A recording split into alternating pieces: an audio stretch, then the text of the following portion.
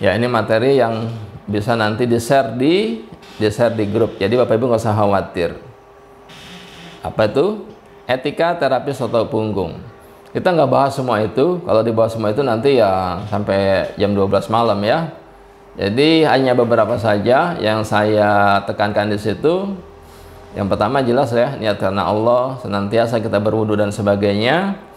Lalu yang saya ingin garis bawah itu nomor apa itu?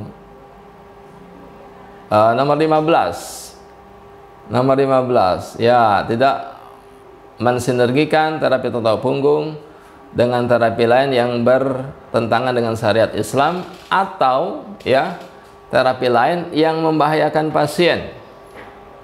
Nah, itu ada kita dapati ya. Apa kita dapati? Pasien kita di terapi totok punggung digabung dengan urut ya, habis dia totok dia urut kakinya, habis itu lumpuh pasien kita. Jadi Bapak Ibu tolong ya, jangan sinergikan totok punggung dengan metode-metode yang berbahaya. Ya, jangan sampai kita totok pasien kita, habis itu diurut tuh. Setelah diurut lumpuh dia, tidak bisa jalan. Lemah kakinya, layu. Tidak bisa bergerak sedikit pun. Jalannya ngesot. Ya. Katanya habis totok punggung. Saya tanya, ya, nggak mungkin saya bilang totok punggung itu membuat orang lumpuh. Justru orang yang lumpuh ditotok itu bisa berjalan, saya bilang. Akhirnya dia bawa anaknya itu ya lumpuh karena habis ditotok katanya. Ternyata habis ditotok punggungnya diurut kakinya. Ya, jadi Bapak Ibu ya jangan urut-urut kaki, jangan urut-urut tangan dan sebagainya. Lalu saya totok lah anak itu, ya hari itu ditotok, besoknya dengan izin Allah bisa jalan lagi, nggak usah diurut tuh kakinya. Ya, ya jadi jangan gabungkan dengan metode-metode yang kita tidak menguasai dengan baik. Totok punggung itu sejatinya sudah dia mengatasi masalah-masalah yang di kaki, nggak usah diurut kakinya.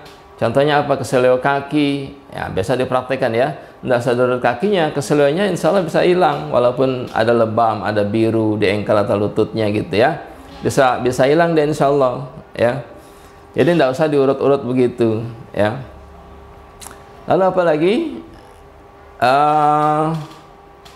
Nomor 13 juga itu ya, tidak melakukan terapi kepada lawan jenis kecuali dalam keadaan darurat atau bersama mahram menggunakan sarung tangan dan berpakaian lengkap. Jadi ditotok tetap berpakaian lengkap, yang terapisnya pakai sarung tangan didampingi oleh mahramnya atau muhrimnya ya.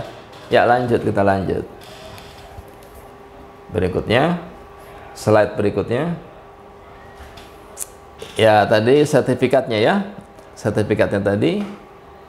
Nah, tadi apa itu? Pelatihan dasar ya. Hari ini pelatihan dasar.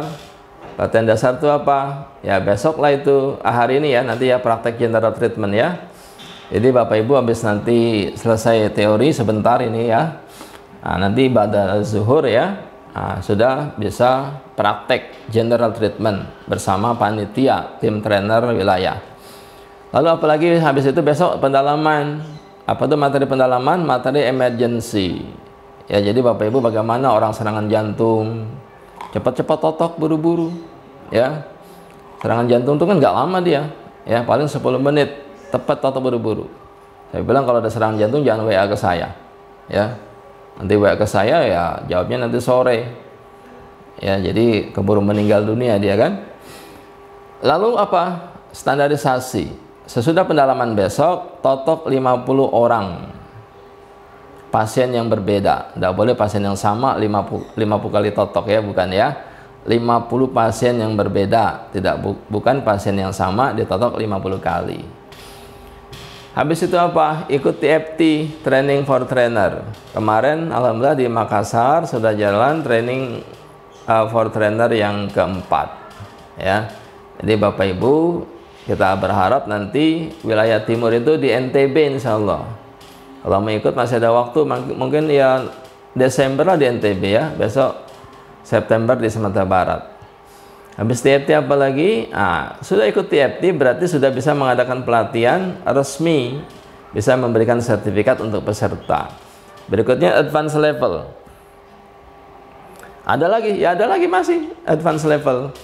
Untuk jadi asesor itu harus ikut pelatihan advance level. Itu diajarkan apa? Ya metode-metode, teknik-teknik yang lebih jauh lagi, ya. Jadi advance level itu syarat juga untuk menjadi asesor untuk standarisasi. Salah satunya itu, ya. Ikut advance level hanya dilakukan di kampung halaman Totok Punggung, yaitu di Bogor. Jadi Bapak Ibu harus ke Bogor, ya. Advance level tidak bisa dilakukan di wilayah atau daerah, ya. Jadi dia harus dilakukan di kampung halaman Totok Punggung. Oke, berikutnya.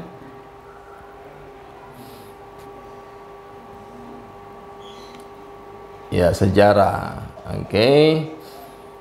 Ya, berawal tahun 2002, waktu itu outbound di Bogor. Nah, inilah kampung halaman Totok Punggung, ya Bapak Ibu, ya. Di Bogor awalnya kita adakan outbound. Qadarullah, kita melintasi jembatan, jembatannya patah. Jatuhlah peserta, ada yang lututnya cedera, ada yang bahunya cedera, tak bisa bergerak sedikit pun, ya. Kita bawa dia pelan-pelan dengan daun pintu, kita angkat, kita tandu, kita bawa ke guru kita, ya. Waktu itu beliau, ya, almarhum Haji Sarbini. Beliau totok, tidak beliau urut atau pijat. Habis ditotok itu yang nggak bisa bergerak sama sekali tadi, sakit bergerak sedikit pun, dengan izin Allah bisa bergerak normal kembali, bisa aktivitas normal kembali, bisa ikut outbound lagi. Itu kebesaran Allah, ya. Saya bertanya dalam hati, ini ilmu macam apa? Ternyata luar biasa, ya. Kita biasa diurut atau dipijat, ini ditotok dengan izin Allah, yang geser dislokasi bahu, ya. Dengan izin Allah ditotok, bisa balik normal kembali, bisa nyebur ke sungai lagi, ikut outbound tahun 2002. Maka sejak itu saya tertarik, maka ada teman yang sakit, ya, sampai 2007 saya ajak itu yang sakit ke tempat beliau untuk berobat. Terus setiap minggu biasanya hari libur, ya. Karena sering ajak orang itu berobat, akhirnya tahun 2007 beliau tawarkan pada saya, kapan mau belajar. Beliau 2 kali tawarkan pada saya, ya, karena murid beliau tidak banyak, ya. Jadi yang beliau resmi tawarkan itu ya mungkin hanya 1-2 orang saja, ya. Akhirnya saya belajar 2007 sampai 2009 secara pribadi, langsung, ya, berdua dengan beliau tatap muka, tanya titik asma misalkan gitu yang mana, titik darah tinggi yang mana, ya, titik ambeien yang mana gitu, ya. Lama-lama bisa, dan mulai praktek 2009. Walaupun awalnya bingung, ya. Waktu teori kita gampang aja dengerin, ngeliat gitu kan, nyatet gampang. Pas praktek ya agak bingung juga. Notok punggung pertama, wah, mana titiknya gitu, ya. Ini punggung semuanya gitu, ya. Awalnya begitu, tapi lama-lama paham. Oh, ini titik asma di sini. Datang lagi pasien asma, oh di sini ternyata. Datang lagi asma, oh di sini ternyata. Lama-lama hafal. Besoknya datang pasien darah tinggi, ini darah tinggi di sini. Oh, ternyata di sini. Besok lagi datang pasien darah tinggi, lama-lama hafal gitu, ya. Jadi secara alami kita belajar dari pasien. Makanya Bapak Ibu perlu tadi menonton 50 pasien, ya, biar apa? Biar sensitif menemukan titik-titiknya. 2009 lah mulai saya door to door praktek tuh. Dari pintu ke pintu menyamperi pasien. Dan orang belum tahu Totok Punggung, orang taunya pijat, orang taunya urut. Jadi ibu bapak bayangkan kalau kita notok ke pasien itu, kita sampai rumah pasien, anaknya nyambut kita, bapak, ayah, ibu, wah gitu, ya. Tukang urutnya datang gitu, ya, kita dibilang tukang urut. Nah, itu 2009 sampai 2011. 2011 mulai buka klinik pertama di Jati Makmur, Pondok Gede, Jawa Barat, Bekasi, Jawa Barat. 2011 mulai saya kasih pelatihan itu setiap hari Sabtu. Jadi mulai resmi kasih pelatihan itu setiap hari Sabtu itu tahun 2011. Ya, di Pondok Gede Jati Makmur 2011. Akhirnya alhamdulillah dengan izin Allah selama 2 tahun tuh penuh untuk peserta pelatihan. Mulai dari 5 orang, lama-lama 30 orang, akhirnya 90 orang gitu, ya. Nggak muat tempatnya. Pindah kita ke Jati Asih, klinik yang ada pada saat ini di Jati Asih 2013, ya. Alhamdulillah setiap bulan di sini ada pelatihan. Nah, kemarin itu sampai 114 orang kalau tidak salah, ya. Jadi PPKM di sana kan, ya, di sini pun PPKM kita batasi, pas daruratnya itu kita batasi. Tapi sebelumnya itu bisa 100 orang lebih, Nah, besok tanggal 11-12 kita adakan pelatihan lagi di Klinik Yati Asih. Ya, jadi setiap bulan kita adakan pelatihan. Terus 2016 ya, mulailah kita buat Yayasan Totok Punggung Indonesia. Jadi Bapak Ibu, secara resmi kita sudah memiliki Yayasan Totok Punggung Indonesia. 2018 kita buat komunitasnya. Ya, jadi komunitas itu baru ya belum lama kita. Ya, komunitas Totok Punggung Indonesia. Tahun ini target kita buat himpunannya, Himpunan Totok Punggung Indonesia atau Himpunan Terapis Totok Punggung Indonesia. Jadi Bapak Ibu yang ingin nanti buat STPT ya, minta surat rekomendasi, itu bisa nanti rekomendasi langsung dari himpunan ya, Himpunan Totok Punggung Indonesia, baru nanti ke Dinkes untuk izin mendapatkan STPT-nya. Terus ya. Ya, berikutnya, nah nanti ini bisa diberikan sejarahnya ya. Ini dilewatkan saja, di skip saja. Nanti bisa baca lah itu ya. Terus berikutnya panjang sekali itu ya. Terus, nah ini jembatannya ya. Ini kantor kepala desanya. Nah, ini yang kita ambil daun pintunya. Kantor kepala desa. Ya, berikutnya. Ini almarhum guru kita ya, yang memakai kopiah hitam itu ya.